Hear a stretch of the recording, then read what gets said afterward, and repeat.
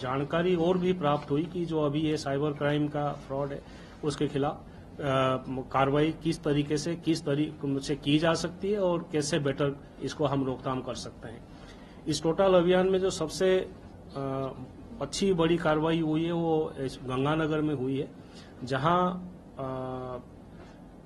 एक पोर्टल बना के लोगों से क्रिप्टो करेंसी में और फॉरेन करेंसी में इन्वेस्ट करने के नाम से लोगों की चीटिंग की जा रही थी। गंगानगर एसपी और उनके टीम द्वारा अभी उस मामले में करीब 8 लोगों को ऑलरेडी गिरफ्तार किए जा चुकी है। काफी बड़ा मामला है ये, जो करीब 200 से 500 करोड़ के आसपास की टोटल ठगी जो 2016-17 से लोगों के द्वारा की जा रही थी उसकी उन्होंने पर्दाफाश किया है और आगे उसमें अग्रिम जो इन्वेस्टिगेशन है वो चल रहा है। हमें उम्मीद है कि हम इसमें काफी आगे प्रोग्रेस करेंगे। दूसरा जो अभियान था वो था एनडीपीएस के मामले में जो अपराधी हैं उनके खिलाफ कार्रवाई की जाए। उसमें कुल 1393 लोग गिरफ्तार हुए हैं और टोटल जो अमाउंट के ड्रग्स और सिंथेटिक ड्रग्स बरामद हुई है वो करीब 54,064 करोड़ के टोटल ड्रग्स इस अवधि में बरामद हुए हैं। टोटल केसेस इस अवधि में करीब 1,210 केसेस दर्ज हुए हैं।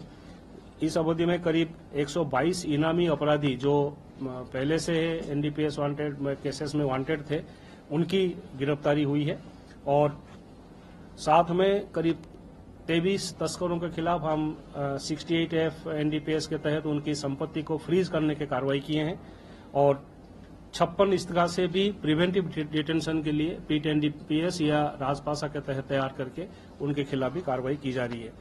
इस अभियान में बेसिकली मकसद यही था कि जो इन्वॉल्व हैं उनको भी गिरफ्तार करें, जो उनको प्रश्रय दे रहे हैं, शरण दे रहे हैं, उनके खिलाफ भी कार्रवाई हो, जो उनको फाइनेंस करते हैं उनके खिलाफ भी कार्रवाई हो और इनकी अगर कोई किसी मामले में फिलहाल वांटेड नहीं है तो उसके खिलाफ उसकी प्रिवेंटिव डिटेंशन की कार्रवाई हो। तो एनडीपीएस एक्ट और उसके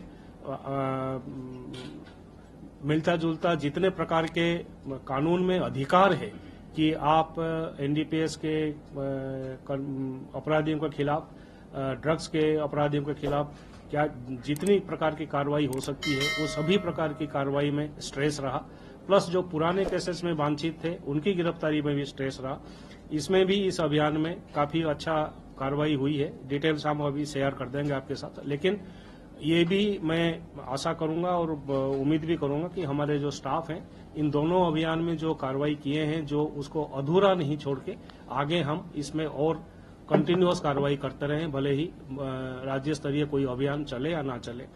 इस प्रकार की दोनों जो ये अपराध है, ड्रग्स के अपराध और साइबर ठगी का अपराध, इसके खिलाफ माननीय सीएम साहब के निर्देश पे पिछले 1 महीने में हमने राज्य स्तर पे ये अभियान चला के काफी अच्छी उपलब्धियां हासिल की है। ये जो साइबर अपराधी हैं जो हमारे राडर पे हैं या हमारे पास आ चुके हैं या जिनका हम तफ्तीश कर रहे हैं, उसमें नए जो अपराधी कानून है उसमें प्रावधान है कि आप क्राइम से अर्जित की गई संपत्ति को हम जब्त कर सकते हैं। उसकी कार्रवाई भी, जैसे मैं गंगानगर वाला उदाहरण दिया, वो ऑलरेडी चालू हो चुका है। प्रॉपर्टीज की हमने सूची बना रखी है। कुछ प्रॉपर्टीज के लिए इसका से हम कोर्ट में पेश कर चुके हैं, बाकी में हम पेश करेंगे सभी जगह। ये नए कानून में जो प्रावधान आया है उसका भी पूरा इस्तेमाल किया जाएगा इन साइबर अपराधियों के खिलाफ, इनकी संपत्तियों को जब्त करने के लिए। बाकी जो कैश का साइबर अपराधी ठग अपने ले लेते हैं उसमें जो सबसे बड़ी रिक्वायरमेंट है, अगर तुरंत उसका इत्तला हो जाता है साइबर क्राइम पोर्टल पे तो इसकी रकम काफी हद तक होल्ड हो जाती है। कभी कभार डिले होने पे एक्चुअली जो अपराधी है उस पैसे को फाइनली निकाल के अपने काम में उपयोग कर लेते हैं, वहां उसमें रिकवरी में जरूर दिक्कत आती है। बट एक बार होल्ड होने के बाद वो पैसा फिर वापस जो विक्टिम है उनको मिल जाती है। तो रिक्वेस्ट और जो रिक्वायरमेंट दोनों चीजें यही है कि अगर हो भी जाए, पहले तो हर आदमी सतर्क रहे कि साइबर फ्रॉड नहीं हो उनके साथ, और अगर बाई चांस हो भी गया तो उसको जो गवर्नमेंट ऑफ इंडिया का पोर्टल है 1930 या पोर्टल है, उसमें जितना जल्दी हो सके उतना जल्दी रिपोर्टिंग की जाए तो ये रकम होल्ड की जा सकती है। एक सर लोगों की शिकायत रहती है कि 1930 है, अक्सर क्या एंगेज रहता है, तो इस चक्कर में उनकी क्या बात भी नहीं हो पाती, और उनका जब तक वो बात होती है तब तक पैसा जस्ट तो होता है। वेब पोर्टल पे जाके भी शिकायत दर्ज कर सकते हैं। खाली 1930 में national cyber crime reporting portal पे दर्ज नहीं होता, उस पोर्टल पे ही जाके हम लॉग इन करके भी दर्ज कर सकते हैं। वो नेट की सुविधा है तो उसमें दिक्कत नहीं आएगी। सर कितना पैसा अब तक जो है रिफंड हुआ है अब तक, क्योंकि कई जगह होल्ड भी करवाया गया, कई ठगी हुई, लेकिन राजस्थान पुलिस ने जनवरी में 5 करोड़ के आसपास वापस। जनवरी में करीब 5 करोड़ के आसपास रिफंड हुए हैं इसी अभियान के दौरान। पूरा राजस्थान। हाँ सर ये जो साइबर ठगियां हुई हैं ये कई करोड़ों में चली गई, कई 100-200 करोड़ तक अलग अलग जगह ये कार्रवाइयां हुई। तो सर ये जो कार्रवाई हुई इनको सर ये जैसे जो क्रिप्टो करेंसी है उसके माध्यम से ये लगाते हैं क्या सर? क्योंकि एफबीआई ने राजस्थान के 3 जिलों में इस तरह की चीजें बताई, एफबीआई ने जब जांच की तो वो साइबर ठगी से जुड़े मामले थे। तो सर क्या आतंकवादी संगठन या आतंकवाद से जुड़ी जो चीजें उनमें भी ये साइबर ठगी का कहीं लिंक आप लोगों को नहीं, अभी तक हमें ऐसा कोई लिंक नहीं मिला है कि जो हमने कार्रवाई करी है अभी इस महीने में किया है और पहले भी किया है उसमें कोई टेररिज्म के साथ ही इनका लिंकिंग हो। ये जहां तक है अपने उपयोग में लेने वाले महंगी गाड़ियां खरीदना और प्रॉपर्टियां बनाना, उस टाइप के काम में इनका पैसा यूज हुआ है। बाहर भी ये वो चलाते हैं। क्रिप्टो की जो बात आप कह रहे हैं, क्रिप्टो करेंसी में जो पैसा साइबर ठगों के द्वारा ली गई है उसका इन्वेस्टिगेशन का स्टेज एंड तक हमने अभी नहीं पहुंचे हैं, वो हम शुरुआत के स्टेज पे हैं। मैं इसीलिए डेफिनेटली नहीं कह सकता है कि क्रिप्टो में जाने के बाद पैसा कहां गया। गवर्नमेंट ऑफ इंडिया की I4C के माध्यम सहयोग से कोशिश यही करेंगे कि हम इस क्रिप्टो वाली जो सूचना हमारे पास मिली है इन्वेस्टमेंट की, उसको आगे कैसे हम इन्वेस्टिगेशन को बढ़ाएं और नतीजे तक पहुंचे। सर जो ये साइबर सील अभियान चला ये आगे भी चलता रहेगा ये या बिल्कुल आगे ही चलता रहेगा। बंद करेंगे तो फिर तो अपराध तो हो ही रहे हैं, तो उसको तो कंटिन्यू करेंगे, बिल्कुल करेंगे, दोनों चीजों में कंटिन्यू करेंगे। बस ये दोनों चीजें इस महीने में एक फोकस का हमारा था बिंदु कि हम इस पे लगे रहें, बाकी ये काम तो चलता रहेगा। सर राजस्थान में लगातार बढ़ रही है, तो सर क्या जन जागरूकता अभियान भी थाना स्तर पर बीमा स्तर पर लोगों को, क्योंकि लगातार प्रदेश में इस तरह की चीजें बढ़ रही हैं। इस अभियान के दौरान हमारा एक फोकस ये भी था कि हम जन जागरूकता अभियान चलाएं। कई जगह स्कूलों में, कॉलेजेस में, पुलिस स्टेशन में, चौकियों में, बाकी जगह लोगों को इकट्ठा करके हमने जागरूकता का अभियान भी चलाया है। सर एक अभी जॉब में पुलिस ने बड़ी कार्रवाई करते हुए साइबर सेल के अलावा एक बड़ी खून की तस्करी का सर नेटवर्क का पर्दाफाश किया है। आने वाले दिनों में मानिए कि सर उससे रिले में कुछ बड़े नाम भी सामने आ रहे हैं, सर तमाम लोगों का पर्दाफाश होगा। सर आपकी तरफ से लगातार निर्देशित भी किया जा रहा है सभी जवानों को, इसके अंदर जितने भी लोग इंक्लूडिंग है, क्योंकि सर वो सवाई माधोपुर के जरिए लखनऊ वो पूरा जैसे खून है वो भिजवाया जाना चाहिए। सर 256 यूनिट पकड़ा गया है, तो सर उस वाले मामले में किसी तरीके से कोई बड़ी अपडेट हो, सर कुछ बड़े नाम आने वाले नहीं, अपडेट फिलहाल तो मेरे पास कुछ नहीं शेयर करने के लिए, लेकिन उस केस में सही अनुसंधान हो और नतीजे तक हम प्रॉपरली पहुंचे और जो भी इन्वॉल्व है उनको बंद करे, वो हमारा कार्रवाई चल रही है। ये साइबर अपराध में सिम कार्ड जो आते हैं वो कहाँ से आते हैं, क्या फर्जी कहाँ से निकलते हैं, क्या मुख्य वजह सिम कार्ड ही है?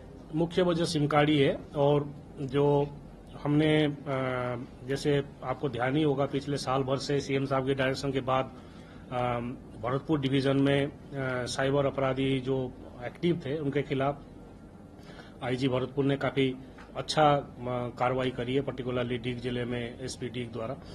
वहां जो हमारे पास इंफॉर्मेशन मिले हैं इस फर्जी सिम कार्ड के, ये generally eastern side of India, वहां की जो स्टेट्स हैं उन स्टेट से इकट्ठा ये 600, 700, 800 सिम लेके आते हैं। आने के बाद फिर इस नॉर्दर्न राजस्थान की जो बेल्ट है और मेवात एरिया में उसको वो सप्लाई करते हैं। तो सोर्स ऑफ जो फर्जी सिम्स जनरली उस इन्वेस्टिगेशन में आया है वो ईस्टर्न पार्ट ऑफ इंडिया का स्टेट्स की एरिया से आया है।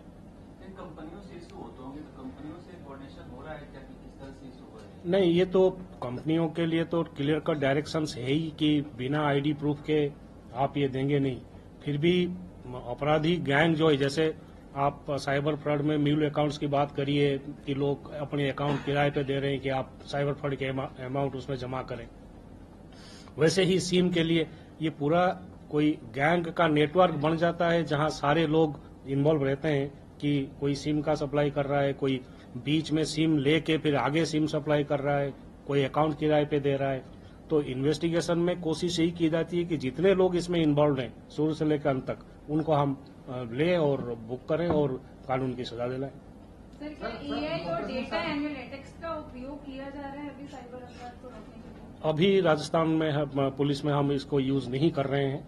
प्रस्ताव है हमारी और कैपेसिटी डेवलप करना है हमें। सर, इस पूरे ऑपरेशन में क्या ऐसे भी कोई गैंग है, अगर मैं या निगरानी बैंक जो लोग डेटा उपलब्ध कराती होंगी डेटा, क्योंकि मतलब मेरा मोबाइल ये बहुत बड़े रैकेट है सर। नहीं, कुछ केसेस में तो ये बात होगी, लेकिन फिलहाल मेरे एग्जैक्टली जानकारी नहीं है कि पर्टिकुलरली किसी केस में जो साइबर अपराधियों को कहीं से लार्ज स्केल डाटा सप्लाई हुआ है या मिला है।